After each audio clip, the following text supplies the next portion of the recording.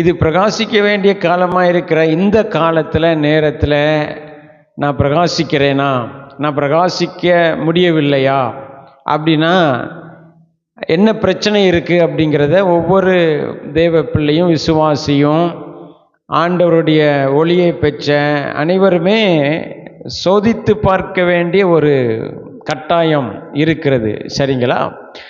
விசுவாசிகளால் நடக்கும் அடையாளங்களாவன அப்படின்னு சொல்லப்பட்டிருக்கிறதா இல்லைங்களா?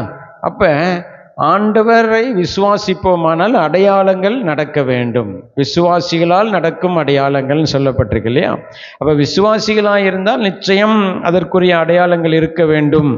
வியாதிகளை சுகப்படுத்த வேண்டும், பிசாசுகளை துரத்த வேண்டும், வாழ்க்கையில் வெற்றியாய் வாழ வேண்டும், சமாதானமாய் வாழ வேண்டும், ஆரோக்கியமாக இருக்க வேண்டும் இல்லைங்களா? நல்ல பெறுகிறவர்களாக இருக்க வேண்டும், உயர்த்தப்பட்டு இருக்க வேண்டும், கடன் வாங்குகிறவர்களாக இருக்கக்கூடாது, நீயும் பிறருக்கு கொடுக்கிறவனாக இருப்பாய் என்று சொல்லி இருக்கிறது. நீ வாளா இல்லாமல் தலையாக இருப்பாய்ன்னு சொல்லப்பட்டிருக்கிறது. அப்போ விசுவாசிக்கிறவர்கள் உயர்த்தப்பட்டிருக்க வேண்டும். வேலை செய்வார்களானால் ப்ரமோஷன் வந்து கொண்டே இருக்க வேண்டும், சம்பளங்கள் கூடிக்கொண்டே இருக்க வேண்டும். தொழில் செய்கிறவர்களாக இருந்தால், விவசாயங்கள் செய்கிறவர்களாக இருந்தால் எல்லைகள் பெரிதாக வேண்டும் இல்லைங்களா? அப்புறம் பாருங்கள், எபிரேயருக்கு எழுதும்போது அந்த நிருபர் என்ன எழுதுகிறாரு? அந்த நிருபத்தை எழுதினவர் இப்படி எழுதுகிறாரு: காலத்தை பார்த்தால் நீங்கள் போதகராக இருக்க வேண்டியவர்கள் அப்படின்னு என்ன செய்கிறாரு, எழுதுகிறாரு. அப்போ ஒவ்வொரு விசுவாசியும் அந்த காலங்கள் வரும்போது அவர்கள் வளர்ந்து பிறருக்கு இயேசு நல்லவர், இனியவர், இயேசு எப்படிப்பட்டவர் என்பதை, இந்த வேதம் எப்படிப்பட்டது, நாங்கள் பிரசங்கிக்கிற எங்கள் ஆண்டவர் எப்படிப்பட்டவர் அப்படிங்கிறத நற்செய்தியாக சொல்லத்தக்க, எடுத்து உரைக்கத்தக்க ஒரு போதகர்களாக இருக்க வேண்டிய காலம் இருக்கிறது ஒவ்வொருவருக்கும். ஸோ அந்த காலம் ஒவ்வொருவருக்குமே வர வேண்டும். அந்த காலம் வராமலேயே நாம் சாதாரணமாக வாழ்ந்து இல்லைங்களா முடித்து விடக்கூடாது. அப்படி இல்லை என்று சொன்னால் என்ன செய்யணும், ஏன் இருக்க முடியல அப்படிங்கிறத குறித்து தான் இன்றைக்கு நாம் என்ன செய்ய போகிறோம், பார்க்க போகிறோம். அதற்கு ஆதாரமாக நம்ம தியானிக்க வேண்டிய வசனம் புதிய ஏற்பாட்டில் பவுல் கொரிந்தியருக்கு எழுதின 2வது நிருபத்தில் 4ஆம் அதிகாரத்தில் 4, 5, 6ஆம் வசனத்தை நம்ம வாசிப்போம். எல்லாரும் சேர்ந்து வாசிக்கலாம். தேவனுடைய சாயலாய் இருக்கிற கிறிஸ்துவின் மகிமையான சுவிசேஷத்தின் ஒளியை பற்றி பேசுகிறாரா பாருங்க. அவிசுவாசிகளாகிய அவர்களுக்கு பிரகாசமாயிராதபடிக்கு. அப்ப என்ன சொல்றாரு? சிலருக்கு இந்த ஒளி பிரகாசமாயிராதபடிக்கு காணப்படுகிறது அப்படிங்கிறாரு இல்லைங்களா? சொல்லிட்டு அதற்கு காரணத்தை சொல்றாரு. இப்பிரபஞ்சத்தின் தேவனானவன் அவர்களுடைய மனதை என்ன செய்தான், குருடாக்கினான் அப்படின்னு சொல்றார். அப்புறம் தொடர்ந்து சொல்லிட்டே வர்றாரு. அடுத்த 6ஆம் வசனத்தை பாருங்க, என்ன சொல்றாரு அப்படின்னா, இருளில் இருந்து வெளிச்சத்தை பிரகாசிக்க சொன்ன தேவன் இயேசு கிறிஸ்துவின் முகத்திலுள்ள தமது மகிமையின் அறிவாகிய ஒளியை தோன்ற பண்ணும் பொருட்டாக எங்கள் இருதயங்களில் பிரகாசித்தார் அப்படிங்கிறார் இல்லைங்களா? பவுல் சொல்றதை நீங்க கவனித்து பாருங்க. சிலருக்கு இந்த ஒளி பிரகாசமா இராதபடிக்கு இந்த பிரபஞ்சத்தின் தேவனானவன் அவருடைய மனதை என்ன செய்தானாம், குருடாக்கினானாம். ஆனா எங்களுக்கோ என்ன ஆகிறது, அந்த ஒளி எங்களுக்குள் வந்திருக்கிறது, அந்த ஒளி எங்கள் இருதயங்களில் பிரகாசிக்கிறது, அந்த ஒளி எங்கள் ஆண்டவராகிய இயேசு கிறிஸ்துவே என்று சொல்லி என்ன செய்கிறார், பவுல் சொல்றதை பார்க்க முடிகிறது இல்லையா? அப்ப சிலருக்கு அது பிரகாசிக்க முடியல, சிலருக்கு பிரகாசிக்க முடிகிறது இல்லையா? அப்படி பிரகாசிக்க முடிகிற பவுல் தன்னை குறித்து ஒரு வார்த்தை சொல்கிறார் பாருங்க. அதை முக்கியமாக நம்ம இன்றைக்கு கவனிக்கணும். அந்த அதிகாரத்தை அப்படியே தொடர்ந்து எழுதிட்டு வர்றாரு. வரும்போது பாருங்க 16ஆம் வசனத்தில் என்ன சொல்றாரு பாருங்க. ஆனபடினாலே நாங்கள் சோர்ந்து போகிறதில்லை, எங்கள் புறம்பான மனுஷனானது அழிந்தும் உள்ளான மனுஷனானது நாளுக்கு நாள் புதிதாக்கப்படுகிறது. அப்போ உங்களுக்கு புரியுதா? பவுல் என்ன சொல்றாருன்னா, எங்களுக்குள்ளே ஒளி வந்தபடியினால எங்களால் பிரகாசிக்க முடிகிறது. ஆகவே எங்கள் வாழ்க்கையில் ஒரு காரியம் நடக்கிறது. அது என்னன்னா, நாளுக்கு நாள் புதிதாகிற அனுபவம், நாளுக்கு நாள் வளர்கிற அனுபவம், பலப்படுகிற அனுபவம் இந்த ஒளியை பெற்றவர்களுக்கு உண்டாயிருக்கிறது, எனக்கு இருக்கிறது, எங்களுக்கு உண்டாயிருக்கிறது அப்படின்னு சொல்லி கொரிந்தியருக்கு எழுதும்போது இவர் எழுதுகிறார். நல்லா கவனிக்கிறீங்களா? இப்போ உலகத்தில் ஒரு பேச்சு இருக்குது, ஒரு தத்துவ ஞானி இப்படி சொன்னாராம். கவனிங்க, உலகத்தில் தத்துவம் பேசுகிறவங்க நிறைய இருக்கிறாங்க இல்லையா? அதில் ஒருத்தர் இப்படி சொன்னாராம், இந்த உலகமே ஒரு சவப்பெட்டி இல்லை, இந்த உலகமே ஒரு சவக்குழி, இந்த உலகத்தில் வாழ்கிறவங்க எல்லாரும் அதை நோக்கி பிரயாணம் பண்ணுறாங்க அப்படின்னு சொன்னாராம். கவனிக்கிறீங்களா? அப்புறம் இன்னொருத்தர் என்ன சொல்கிறாரு, ஒவ்வொரு நாளும் பிறக்கும்போது நான் ஒவ்வொரு நாளும் மரணத்துக்கு சமீபமாகிறேன் இல்லையா? ஒவ்வொரு நாளும் பிறக்கும்போது என் வாழ்க்கையில் நான் வாழ்கிற ஒரு நாள் குறையுது, என் பலன் குறையுது, எனக்கு வயதாக எதை நோக்கி போகிறேன்? மரணத்தை நோக்கி, முடிவை நோக்கி, அழிவை நோக்கி போகிறேன்னு உலகத்தில் இன்னொரு தத்துவ ஞானி சொன்னாராம். கவனிக்கிறீங்களா? ஆனால் கவனிங்க, நீங்கள் ரட்சிக்கப்பட்டிருப்பீர்களே ஆனால் உங்களுடைய அனுபவம் வித்தியாசமாகும், அதற்கு எதிராகவும் இருக்க வேண்டும், இருக்கணும் இருந்தது. பவுல் எனக்கு இருக்கிறது அப்படின்னு அவரும் அவரோடு கூட சேர்ந்தவர்களையும் என்ன செய்கிறார்?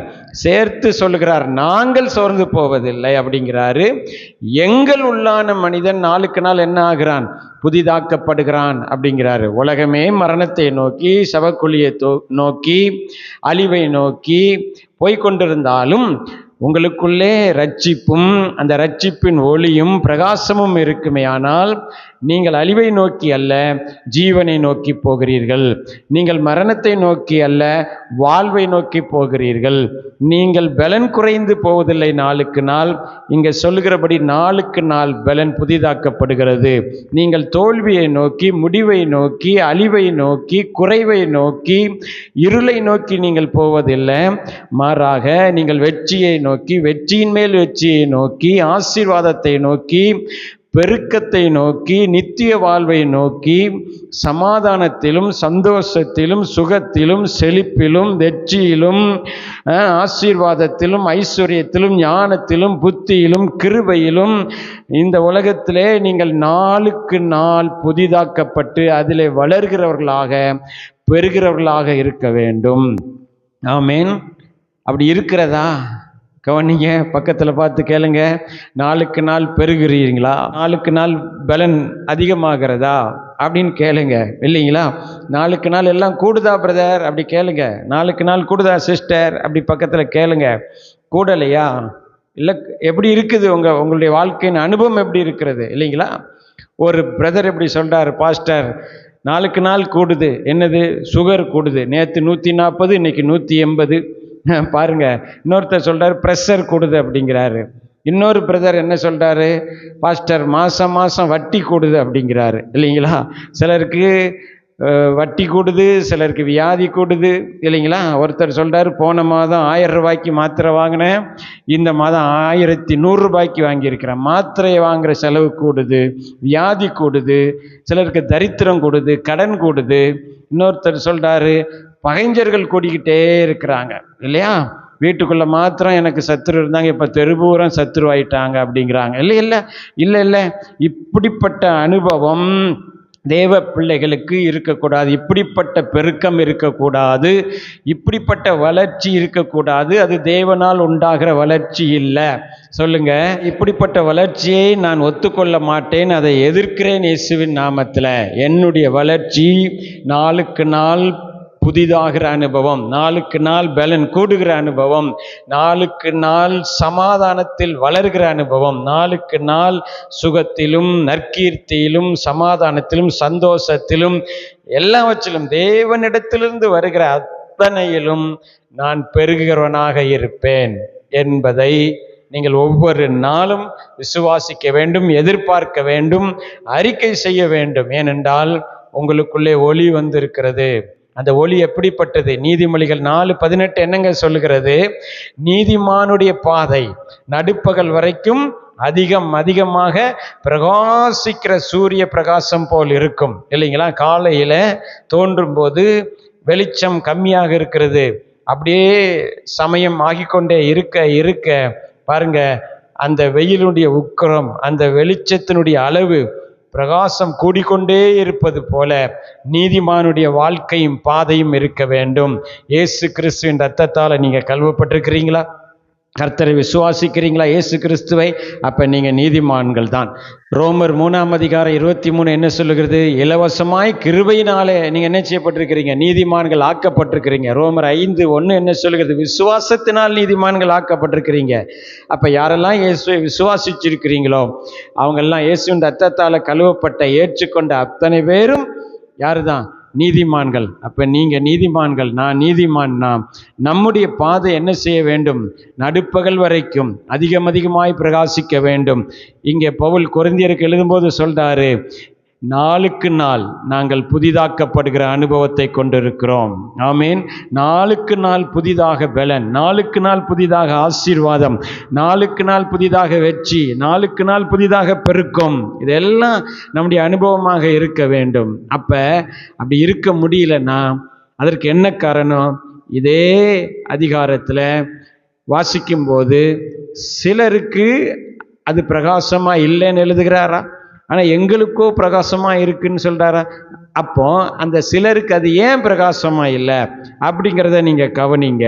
தேவனுடைய சாயலாக இருக்கிற கிறிஸ்துவின் மகிமையான சுவிசேஷத்தின் ஒளி அவிசுவாசிகளாகிய அவர்களுக்கு பிரகாசமாக இராதபடிக்கு இப்பிரபஞ்சத்தின் தேவனானவன் அவர்களுடைய மனதை என்ன செய்தான்? குருடாக்கினான். சரிங்களா? அப்போ இந்த 4ஆம் வசனத்தை வாசிக்கும் போது நல்ல கவனிங்க. பவுல் ஒரு காரியத்தை எழுதுகிறாரு, பிசாசு அவருடைய மனதை குருடாக்கினான் அப்படின்னு சொல்றதை பார்க்க முடிகிறதா? கவனிக்கிறீங்களா? அவருடைய மனதை என்ன செஞ்சிட்டான்? குருடாக்கிட்டான், பார்க்க முடியாத அளவுக்கு. இந்த சின்ன வயசுல சில இடங்களுக்கு கூட்டிட்டு போவாங்க. கூட்டிட்டு போகும்போது அந்த பக்கம் பார்க்காத அப்படின்னு சொல்லி கூப்பிட்டு போவாங்க. பார்த்துருக்கிறீங்களா? கவனிங்க. அது மாதிரி தான். கவனிங்க, இன்னொரு உதாரணத்தை சொல்கிறேன், கவனிங்க.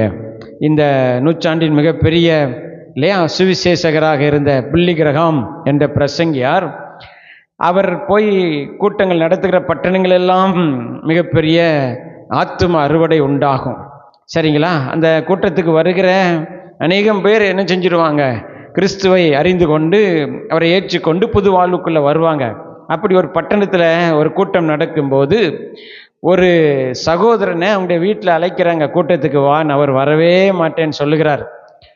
பிறகு கட்டாயப்படுத்தி, ஏன்னா அவர் சில தவறான வழிகளில் வாழ்கிறாரு, அவிசுவாசியாக இருக்கிறாரு, ஆண்டவர் மேலே அவருக்கு நம்பிக்கை இல்லை, இந்த கூட்டங்கள் நற்செய்தி இதெல்லாம் அவருக்கு என்ன இல்லை? நம்பிக்கை இல்லை. ஆனாலும் கட்டாயத்தின் பேரில் நான் வருவேன், ஆனால் ஒரு கண்டிஷன் இல்லையா, ஒரு நிபந்தனை, நான் காதில் பஞ்சை வச்சுட்டு தான் வருவேன் அப்படிங்கிறாரு. கவனிக்கிறீங்களா? பஞ்சை வச்சுட்டு கூட்டத்துக்கு வந்தால் ஏதாவது பிரயோஜனம் இருக்கா? அங்கே சொல்கிறது ஏதாவது கேட்குமா? பாடல்கள் புரியுமா? என்ன புரியும்? சரி, அப்படியாவது வான்னு சொல்லி என்ன செஞ்சிட்டாங்க? அழைத்து கொண்டு அந்த கூட்டத்துக்கு போயிட்டாங்க. இவரும் கூட்டத்தில் கலந்து கொண்டார். பாடல்கள், ஆராதனை, சாட்சி இதெல்லாம் நடந்து கொண்டே இருக்கிறது. நேரங்கள், மணி நேரங்கள் போய் கொண்டே இருக்கிறது. பிரசங்கமும் ஆரம்பித்து விட்டது. சில மணி நேரம் கழிந்த பிறகு காதில் பஞ்சு இருக்கிறது, ஒரு நிமிடம் எடுத்தால் நல்லா இருக்கும் போல தோன்றுகிறதுன்னு ஒரு நிமிஷம் எடுத்துட்டு திரும்ப வச்சிருவோன்னு எடுத்திருக்கிறாரு. எடுத்தவர் திரும்ப வைக்கவே முடியலை.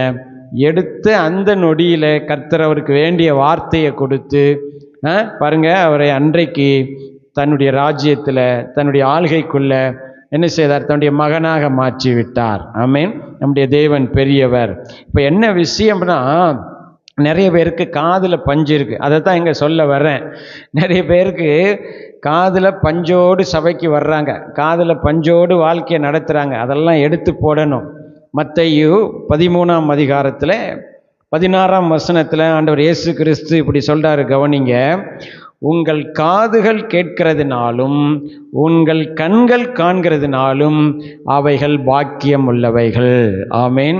எல்லாரும் சொல்லுங்க, என் கண்கள் காண்கிற கண்களாக இருக்கும், என் காதுகள் கேட்கிற காதுகளாக இருக்கும், என் இருதயம் உணர்ந்து கொள்ளுகிற, அறிந்து கொள்ளுகிற இருதயமாக, கீழ்ப்படுகிற இருதயமாக இருக்கும். ஆமேன். ஸோ இப்படிப்பட்ட உணர்ந்து கொள்ளாத இல்லையா அடைத்திருக்கிற காதுகள், குருடாக்கப்பட்ட கண்களை உடையவர்களால் தான் என்ன செய்ய முடியாது, பிரகாசிக்க முடியலை. கவனிக்கிறீங்களா? அதை பற்றி தான் பவுல் இங்கே என்ன செய்கிறாரு, எழுதுகிறத நம்ம பார்க்க முடிகிறது. அதனால தான் என்ன செய்ய முடியல, பிரகாசிக்க முடியவில்லை. ஏன்னா வெளிச்சம் வந்தால் என்ன நடக்கும், ஒளி வந்தால் முதல்ல என்ன நடக்கும்னா எல்லாத்தையும் என்ன செய்யும், அப்படியே வெளிச்சம் போட்டு காட்டும். வாழ்க்கையில் எது தேவை, தேவையில்லை, எது அசிங்கம், எது நம்ம வாழ்க்கையை கெடுத்துட்டு இருக்கு, எது நம்முடைய முன்னேற்றத்துக்கு தடையாக இருக்கு அப்படிங்கிறதெல்லாம் அந்த ஒளியாகிய ஆண்டவர் வந்தால் நமக்கு காட்டுவார். ஆனால் அதை பார்க்காதபடிக்கும், அதை கவனிக்காதபடிக்கும், அதை கேட்காதபடிக்கும், காதலை பஞ்ச வைத்தது போல, கண்ணு குருடாக்கப்பட்டது போல, இருதயம் அடைக்கப்பட்ட இருதயமாக இருந்தால் எப்படி வாழ்க்கையில் ஆசீர்வாதம், முன்னேற்றம், வெற்றி வரும் இல்லைங்களா? அதனால் இன்றைக்கு நாம் இங்கே கூடி வந்திருக்கிற நாம் எல்லாரும் இதை கேட்க அத்தனை பேரும் ஆண்டவரிடத்தில் நம்மை அர்ப்பணித்து கவனிங்க, ஒரு விண்ணப்பம் செய்ய போகிறோம். என்னன்னா, ஆண்டவரே, எங்களுக்கு கேட்கிற காதுகள், எங்களுக்கு காண்கிற கண்கள், உணர்ந்து கொள்ளுகிற இருதயத்தை தாங்கப்பா.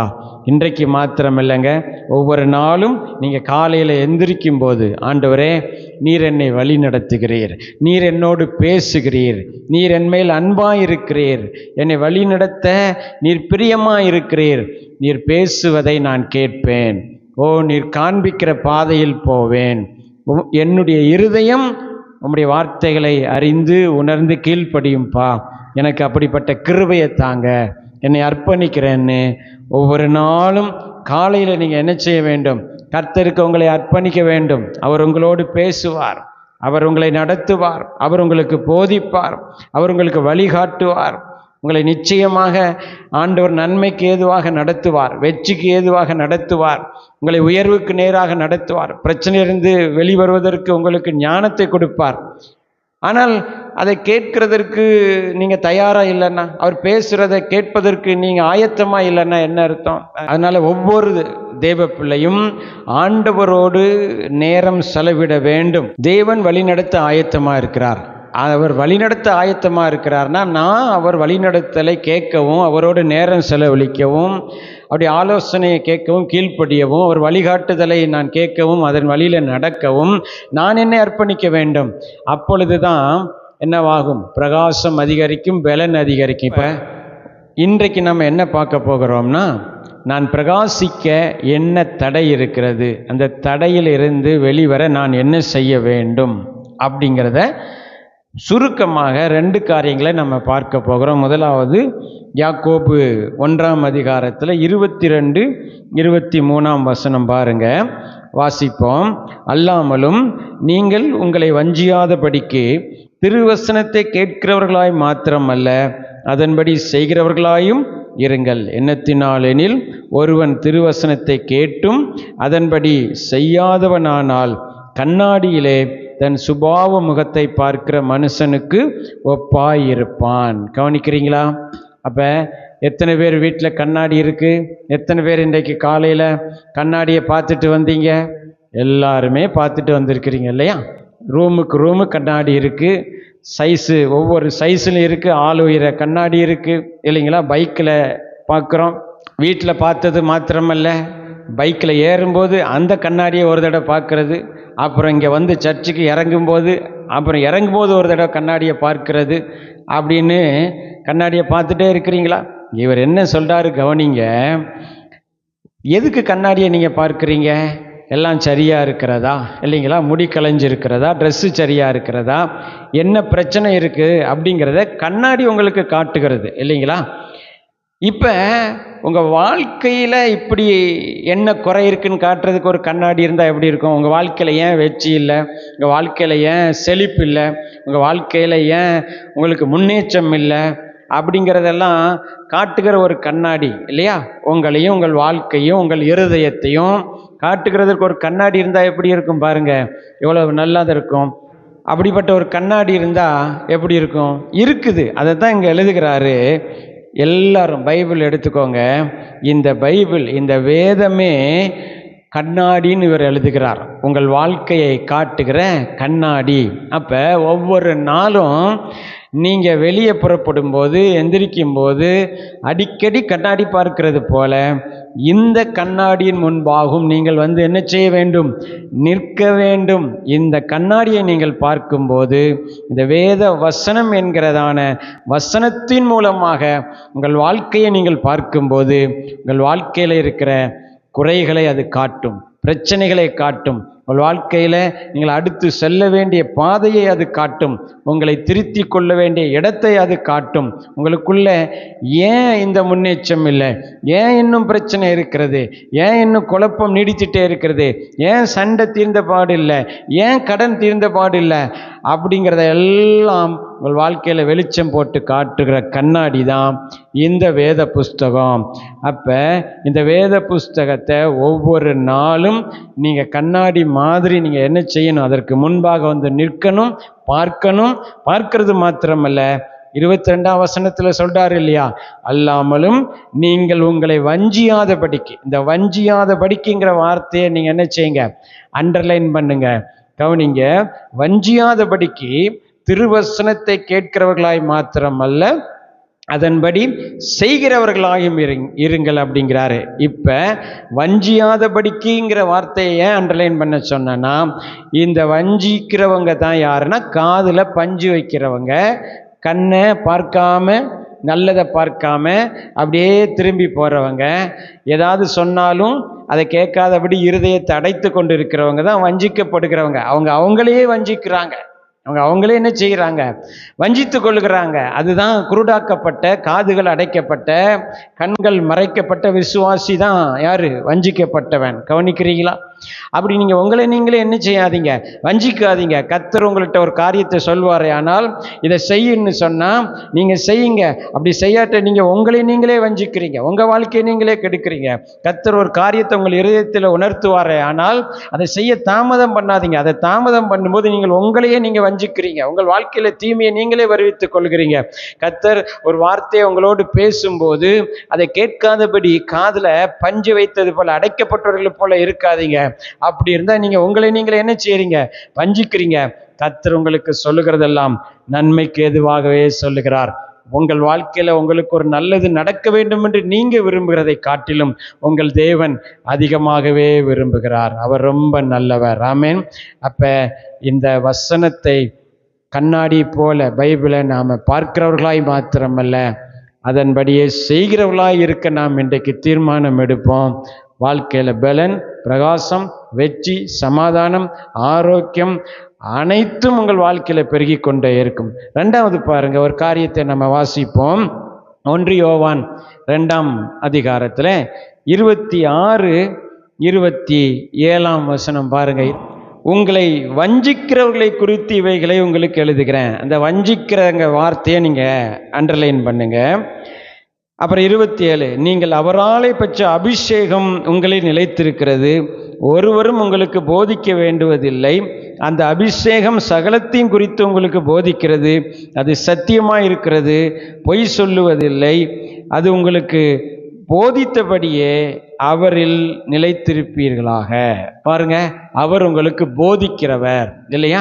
இதுல கவனிக்க வேண்டிய வார்த்தை என்னன்னா, அந்த அபிஷேகம் உங்களில் நிலைத்திருக்கிறது. நிலைத்திருக்கிறதுனா 24 மணி நேரமும், ஒவ்வொரு நிமிடமும், ஒவ்வொரு வினாடியும் அபிஷேகம், ஆவியானவர் உங்களுக்குள்ளே இருக்கிறார். மாத்திரமல்ல, இருந்து உங்களுக்கு அவர் என்ன செய்கிறாராம்? போதிக்கிறாராம். பொய்யை அல்ல, சத்தியத்தை போதிக்கிறார். கவனிக்கிறீங்களா? ஏன் இப்படி எழுதுகிறார்னா, பொய்யை போதிக்கிறவர்கள் உலகத்தில் உண்டு, அவர்களைத்தான் வெளிப்படுத்தின விசேஷத்தில் பொய்யர்கள் என்று என்ன செய்யப்பட்டிருக்கிறது? எழுதப்பட்டிருக்கிறது.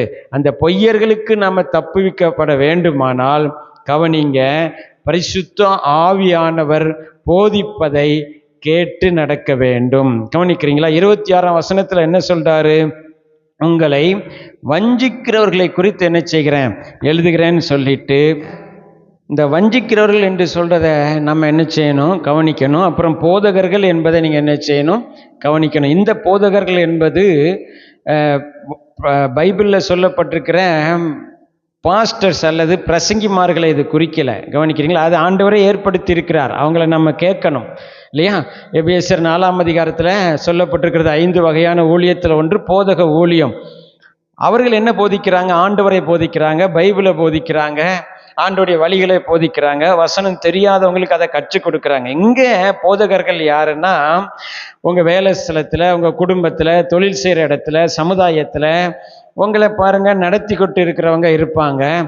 அவங்க உங்களை பொருளாதாரத்தில் தவறாய் போதிக்கலாம், குடும்ப விஷயத்தில் உங்களை தவறாய் போதித்து நடத்தலாம், கணவன் மனைவி உறவில், பெற்றோர் பிள்ளைகள் உறவில், மாமியார் மருமகள் உறவில், குடும்ப உறவுகளில் உங்களை தவறாக என்ன செய்யலாம்? போதித்துட்டு நடத்தலாம். பண விஷயத்தில் உங்களை தவறாக போதிக்கிறவர்களாக இருக்கலாம். ஒரு வீடு கட்டுற காரியமோ, திருமணம் முடிக்கிற காரியமோ, ஏதோ ஒரு காரியம் உங்களை அன்றாட வாழ்க்கையில் உங்களை போதித்து பாருங்க, உங்களுக்கு பிரசங்கம் பண்ணிக்கிட்டே, அல்லது பிரசங்கம்னு அதை சொல்ல முடியாது, உங்களுக்கு சில அறிவுரைகளையும் ஆலோசனையும் சொல்லிட்டு உங்களை நல்ல நடத்துவது போல நடத்துகிறவர்கள் இருப்பாங்க. ஆனால் அதில் வஞ்சிக்கிறவர்களும் இருப்பாங்க. அதனால் அவர்களுக்கு நீங்கள் என்ன செய்யணும்? தப்புவிக்கப்பட்டு உங்கள் பொருளாதாரத்தை பாதுகாக்கணும், உங்கள் குடும்ப உறவுகளை பாதுகாக்கணும், உங்களுடைய வேலையை நீங்கள் பாதுகாக்கணும், சமுதாயத்தில் நல்ல பெயரை நீங்கள் என்ன செய்யணும்?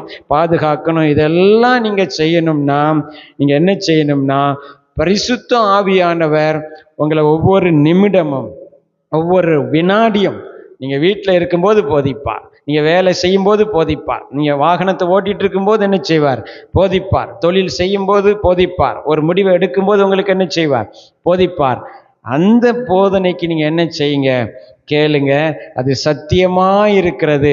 அப்படி நீங்கள் கேட்கும்போது வஞ்சிக்கிறவர்களுக்கு நீங்கள் தப்புவிக்கப்படுவீங்க, உங்களுக்கு வெற்றி உண்டாகும், நாளுக்கு நாள் பலன் கூடும். எல்லாத்தையும் போதிப்பாருங்க. உணவு விஷயத்தில் போதிப்பார், எதை சாப்பிடணும் போதிப்பார், எதை சாப்பிடக்கூடாது போதிப்பார், என்ன ட்ரெஸ்ஸு உடுத்தணும் போதிப்பார், எங்கே போகணும் போகக்கூடாது போதிப்பார், வேலையில் என்ன முடிவெடுக்கணும் போதிப்பார், உங்கள் ப்ராஜெக்டில் என்ன முடிவெடுக்கணும் போதிப்பார், உங்கள் தொழிலில் கான்ட்ராக்டில் என்ன முடிவெடுக்கணும் எடுக்கக்கூடாது போதிப்பார், குடும்பத்தில் கணவனுக்கு போதிப்பார், மனைவிக்கு போதிப்பார், பிள்ளைகளுக்கு போதிப்பார், படிக்கிறவங்களுக்கு அதுக்கு போதிப்பார். அப்படி அவர் 24 மணி நேரமும் எந்நேரமும் உங்களுக்குள்ளே இருந்து உங்களை போதித்து கொண்டே இருக்கிறார். அந்த பரிசுத்த ஆவியானவருக்கு நீங்கள் என்ன செய்யணும்?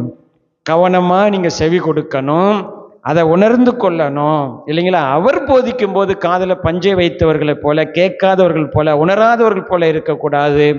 கேட்கவும் கீழ்ப்படியவும் நீங்கள் உங்களை அர்ப்பணிப்பீர்களே ஆனால், பவுல் சொல்லுகிறது போல, நாளுக்கு நாள் புதிதாக்கப்படுகிற அனுபவம், நாளுக்கு நாள் பலன் கொள்ளுகிற அனுபவம், நாளுக்கு நாள் வெற்றியின் அனுபவம், நாளுக்கு நாள் உயர்த்தப்படுகிற அனுபவம், நாளுக்கு நாள் பெருகுகிற அனுபவத்தை தேவன் உங்களுக்கு கொடுத்து உங்களை என்ன செய்வார்?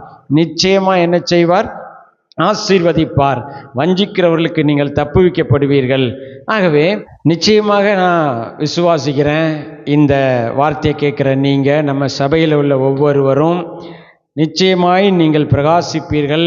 உங்கள் பிரகாசம் அதிகரிக்கும், உங்கள் வெற்றி அதிகரிக்கும், உங்கள் வாழ்வு பலனை நோக்கி கடந்து செல்லும், உங்கள் வாழ்விலே ஆரோக்கியம் பெருகும், உங்கள் வாழ்விலே பொருளாதாரம் செழிக்கும், உங்கள் குடும்ப உறவுகளிலே அன்பும் ஐக்கியமும் அதிகரிக்கும். நீங்கள் உங்கள் பிள்ளைகளும் சாட்சியில் என்ன செய்வீங்க? பெருகி கொண்டே இருப்பீங்க. தேவனை அறிகிற அறிவில் பெருகுவீங்க, கனிகளில் பெருகுவீங்க, வரங்களில் பெருகுவீங்க. உங்கள் வாழ்க்கை நிச்சயமாக அடையாளமாக இருக்கும். அதற்காக நான் உங்களை என்ன செய்கிறேன்? வாழ்த்துகிறேன், ஜெபிக்கிறேன். நம்ம எல்லாரும் எழுந்திருந்து ஜெபம் பண்ணுவோம்.